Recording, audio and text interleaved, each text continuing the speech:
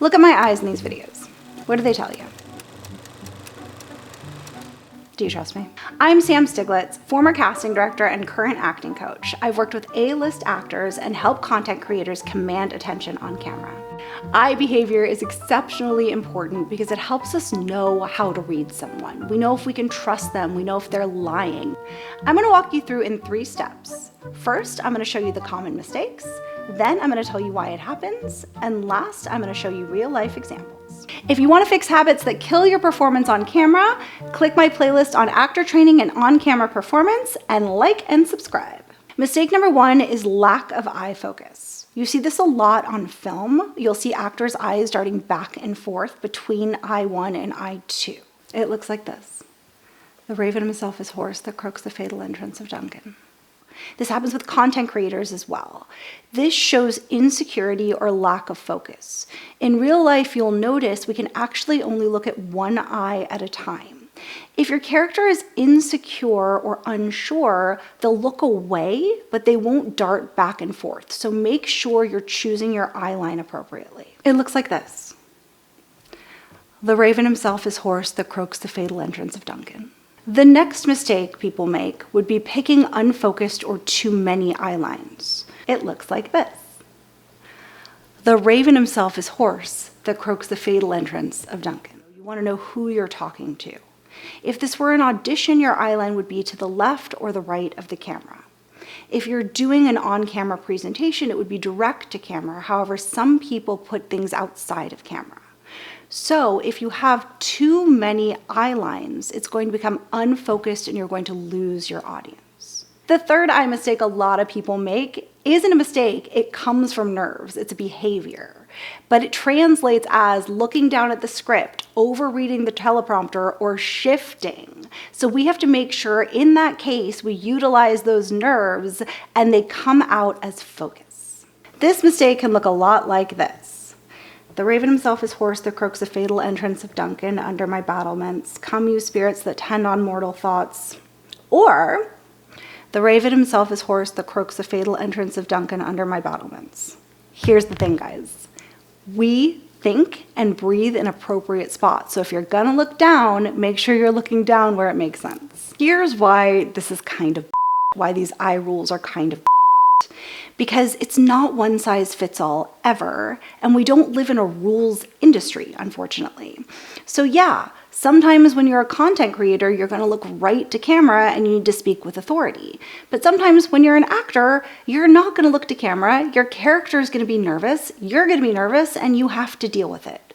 But sure, if we're doing a "these things make you look nervous" video, I'll give you some tips and tricks, but I will always be honest with you guys. So how do you fix this? Process and preparation.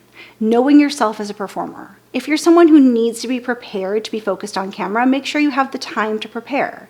Memorize, look over your script.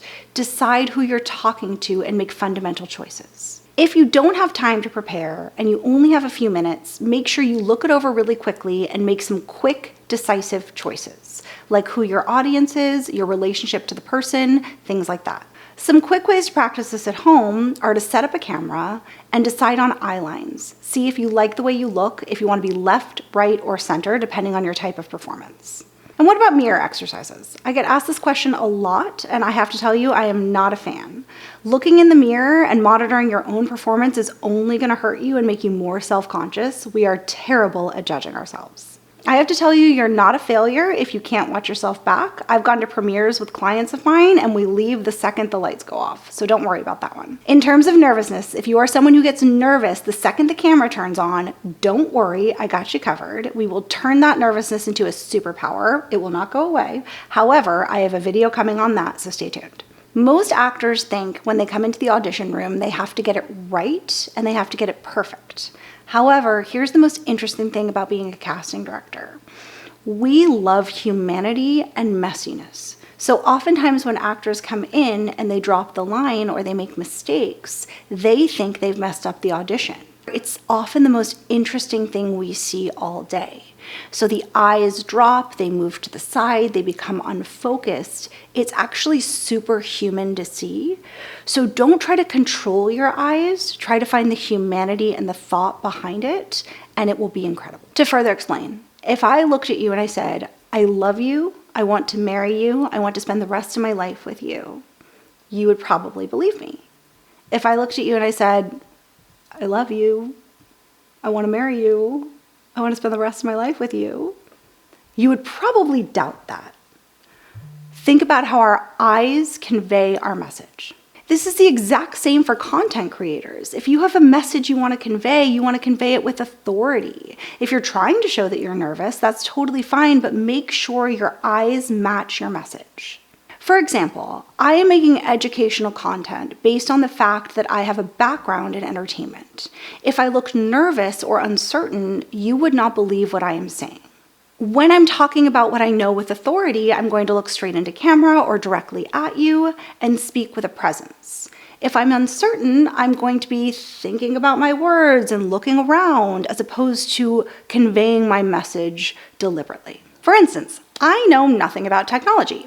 There is a computer sitting in front of me, and from what I know, there are zeros and ones that go through it, and the internet is attached to a cloud up in the air that has my phone in it as well, and the phone connects to the computer, and the computer connects to a wire that's up in the air. This is my actual level of tech expertise.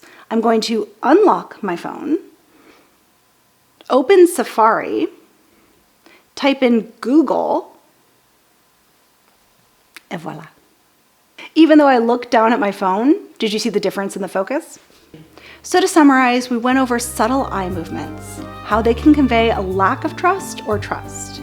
We went over common mistakes, how to fix them, and how your eye movements can relay intention, trust, confidence, and even convey nervousness. The one eye mistake, be it darting eyes, lack of eye line, or nervousness, all comes from one big mistake: lack of intention.